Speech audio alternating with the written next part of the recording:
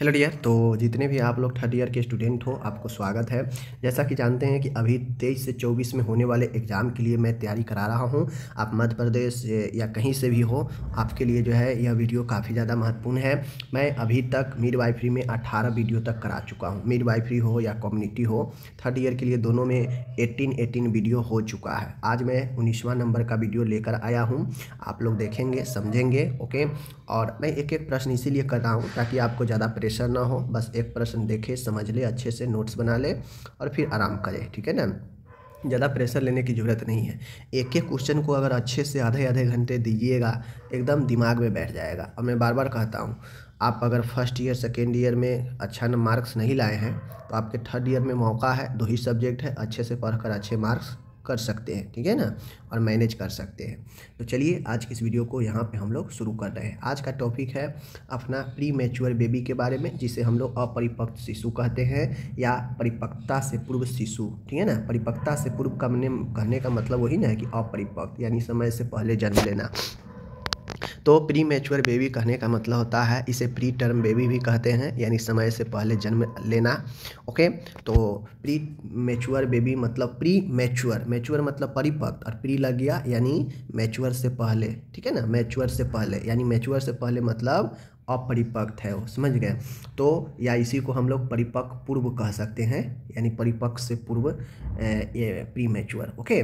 तो इसके बारे में हम लोग कारण, लक्षण, जटिलता सब देखेंगे। और शिशु के जन्म होता है, ऐसे शिशु के अगर जन्म होता है जो प्री मैच्योर है, तो उसके इमीडिएट बाद क्या देखभाल करनी चाहिए, इस चीज़ को हम लोग समझेंगे, ओके। चलिए सबसे पहले देख लीजिए, यहाँ पे प्री मैच्योर इन्फेंट है, इसके कारण, सिम्टम्स, कॉम्प्लिकेशन बताना है, immediate care of pre mature baby, okay. तो चलिए आज ये क्वेश्चन आपसे 10 नंबर 15 नंबर में एग्जाम में पूछ सकता है, तो इसको अच्छे से कर लेते हैं। बहुत आसान क्वेश्चन है, ठीक है।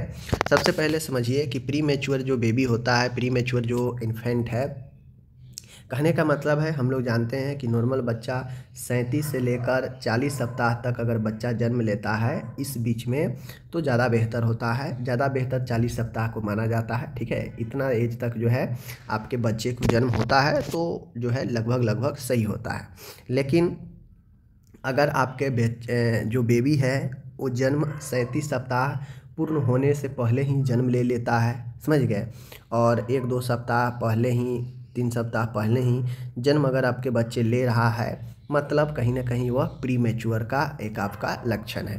तो वही कहता है कि गर्भ अवस्था के प्रेगनेंसी के 37 सप्ताह कंप्लीट होने से पहले ही बच्चे को जन्म लेना ही अपरिपक्व शिशु कहलाता है। अपरिपक्व मतलब होता है समय से पूर्व, समय से पहले बच्चा जन्म लेगा तो वह अपरिपक्व ही होगा। परिपक्व कब होता है? जब बच्चा 40 सप्ताह के पास जो है जन्म लेता है, ठीक है ना, तो वो परिपक्व होता है, समझ लीजिए।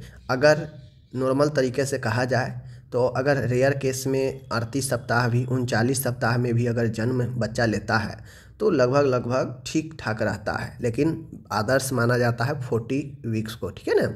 लेकिन उस कंडीशन में जब आपके बच्चे 37 सप्ताह से पहले ही जन्म ले ले, कंप्लीट होने से 37 सप्ताह कंप्लीट होने से पहले ही जन्म ले ले, 37 वीक्स, तो फिर वहाँ पे समस्या यही है कि वो प्री मैच्योर के अंदर आ जाता है, ओके।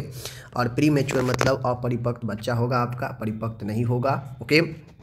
अब इसके क्या कारण होते हैं कि बच्चा समय से पहले ही जन्म ले लेता है? क्या क्या कारण हो सकता है, चलिए देखते हैं।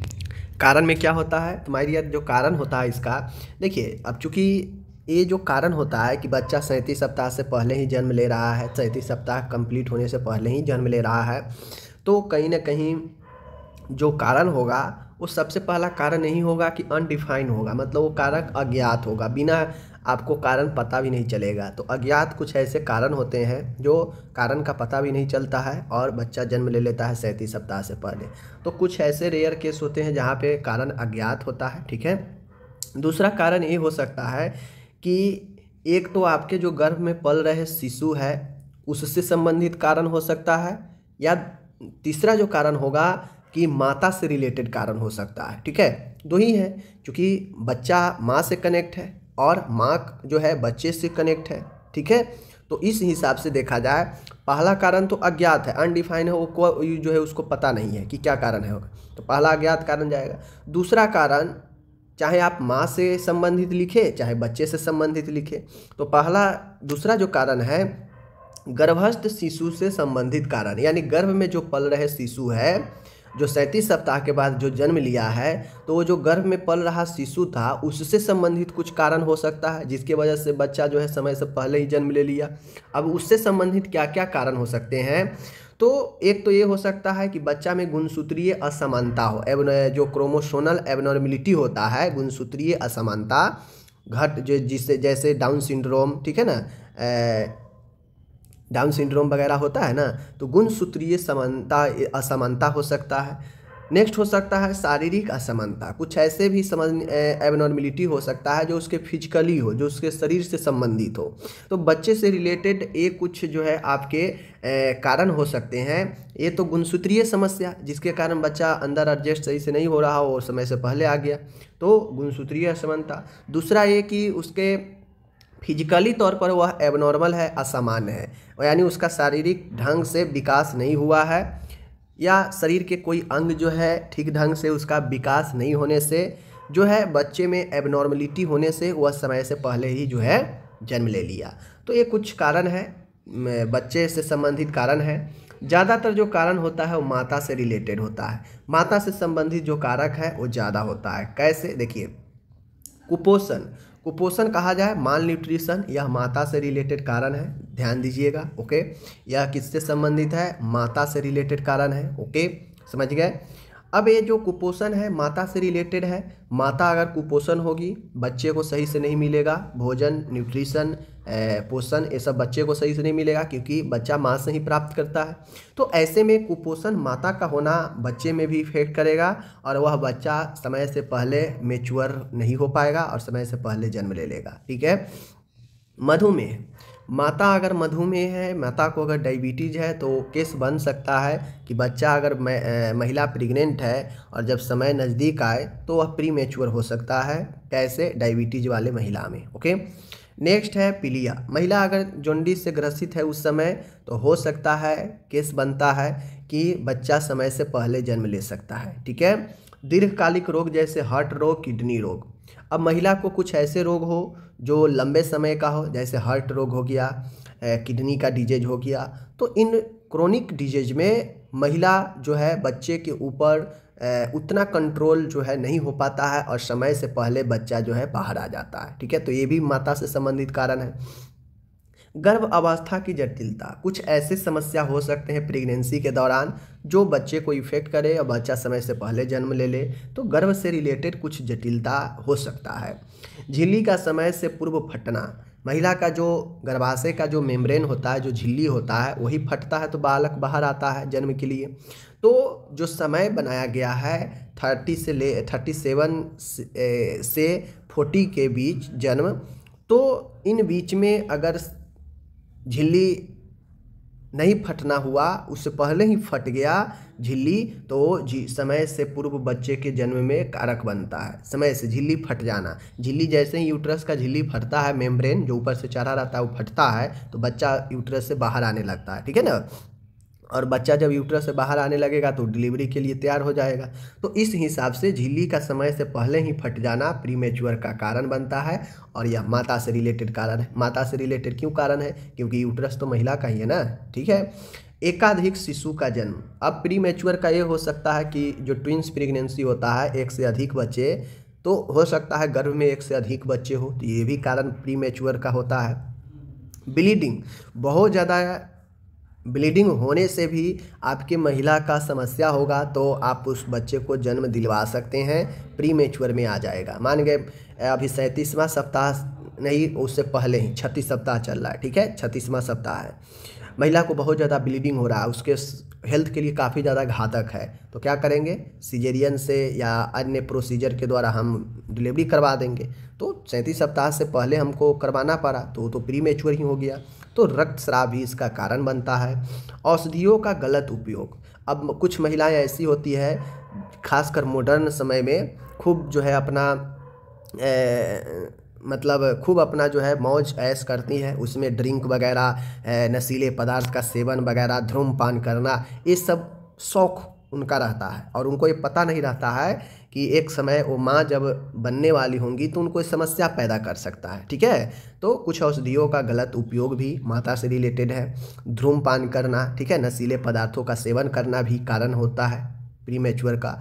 तो ये सब जो है आपके ध्यान देना चाहिए एक महिला को, इसीलिए कि उसको आगे लाइफ में उसका जीवन बढ़ाना है, माँ बनना है। तो कुछ ऐसे चीज़ें होते हैं जो उनको इग्नोर करके चलना पड़ेगा, ठीक है। जैसे धूम्रपान करना, एल्कोहल लेना, ठीक है ना, उसके बाद नशीले पदार्थों का सेवन करना। बहुत ऐसे बड़े बड़े लोग ऐसे करते हैं मॉडर्न ज़माना में, ठीक है ना, ड्रिंकिंग वगैरह ये सब करती हैं। तो उन लोग को एक ख्याल रखना चाहिए। अब जिसको ये गम है कि मुझे कुछ शादी विवाह करना ही नहीं, जीवन आगे बढ़ाना ही नहीं है, तो फिर उसके लिए कोई दिक्कत नहीं है।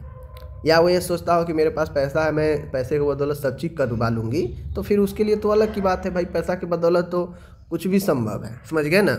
तो बाकी यही सब चीज़ें हैं। और मैंने यहाँ पे आपको बता दिया कि महिला से संबंधित और शिशु से संबंधित दोनों कारक मैंने बता दिया, ठीक है।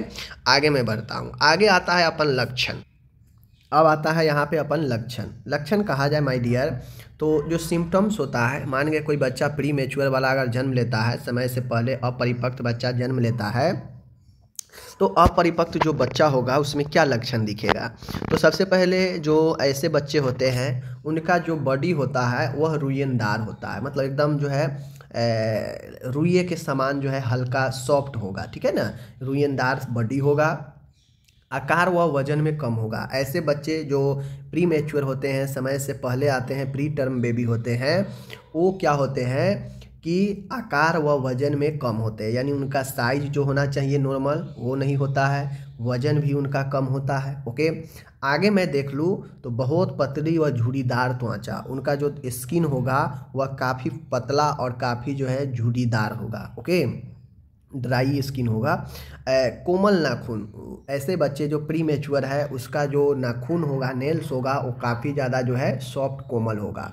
शरीर की अपेक्षाकृत सिर बड़ा होगा। जो प्री मैच्योर बेबी होते हैं जन्म में, वो शरीर के बॉडी के रेशियो में जो सिर होता है वो बड़ा होता है। ओके, आगे मैं बढ़ता हूँ।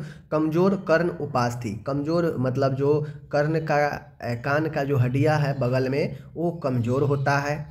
अविकसित लघु भकोष्ठ, यानी जो लघु भकोष्ठ होता है वह विकसित नहीं होता है। और बहुत सारे चीज़ विकसित नहीं होता है, मानसिक तौर पर भी बच्चा विकसित नहीं होता है, ठीक है ना, शारीरिक तौर पर भी जो है विकसित में समस्या आ सकता है। रिफ्लेक्स जो है बच्चे में कमज़ोर हो सकते हैं, प्रतिवर्त, ठीक है, यानी जो रिएक्शन बच्चा देगा वो कमज़ोर होगा।